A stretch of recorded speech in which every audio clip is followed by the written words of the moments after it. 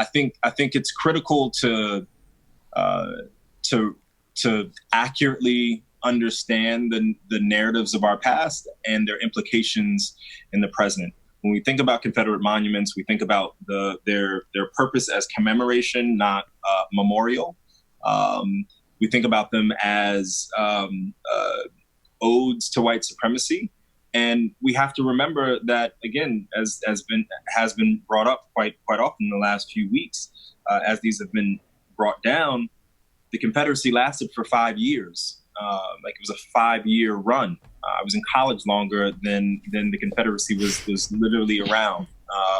And so why are we lionizing villains in our space and allowing that narrative, this lost cause, to persist so thoroughly in our world? So I believe inaccurate or histories that do not reflect the truth, the multiple truths of the most marginalized communities in that time should be questioned and, if needed, removed. I think we can see books will hold the stories of racists through eternity. And so they can stay in books. They don't need to be lionized in physical space. As for the Black Lives Matters elements, two quick notes and I'll shut up. One is that we have to be clear that these are moments to maintain narrative and not simply for the propaganda of it all, right? One of the things that you saw in DC last week is the Black Lives Matters DC chapter quickly said, this is the mayor's thing. They didn't necessarily approve of that tactical urbanist tactic, in part because the mayor was increasing police funding by another 3 or 5%. I'm unclear. I don't remember what the exact percentage was. But how do we believe that Black Lives Matters when we're not listening to the Black bodies who are screaming and have been screaming for centuries that these people continue to murder us? And you can't keep giving them funds to more efficiently murder us.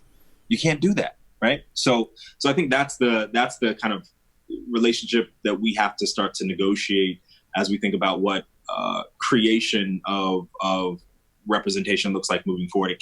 That can't be the end. It has to be a signifier of more to come. Yeah, I mean, I think that, we often think of the public, or I certainly hear students say, oh, public's supposed to be open 24 hours, 7 days a week. But actually, it's the polis. It is supposed to be a space of contestation. It's exactly where we're supposed to hash out, like, what is it that we're going to collectively define? And so I think protest is absolutely healthy for any democracy. And absolutely, I was so happy they put defund the police at the end of the DC Black Lives Matter. Because I'm like, Muriel Bowser, I think that's great. It's totally tactical, especially to put it in Pennsylvania Avenue that was cleared by enslaved labor, right? That was working with L'Enfant and Ellicott. Black labor built that city. And so to put that in there, I thought was brilliant. But she also needed to defund the police. Like, it can't be just there for show. And I think Bryan's right when he says our space, because those Confederate monuments did not go up in the Confederate States of America. They went up in America, right? And so they went up in our country. And those are American values. Those are not Confederate values.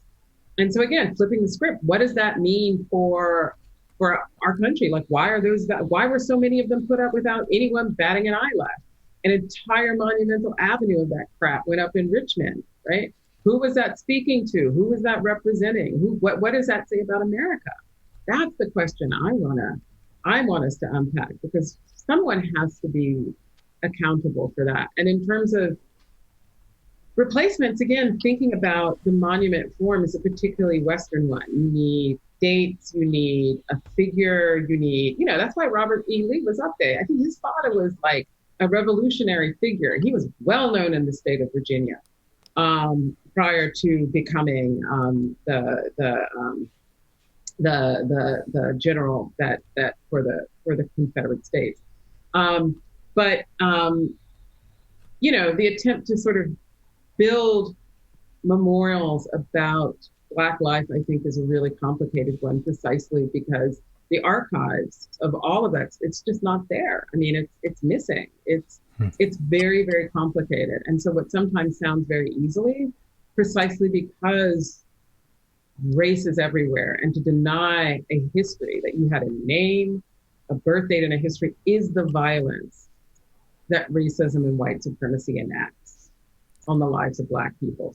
So it's not easy to make memorials and that commemorate these events. I mean, I would just say, if you were going to try to do a memorial to slavery, and you knew of a community, and you go in to look at the archives to just find the names, you're going to encounter beatings and rapes. You will encounter people who ran away. You'll find dignity and humanity and community, but you also have to deal with an extraordinary, because that violence is precisely what maintains your subjugated position. It's exactly what made you a slave.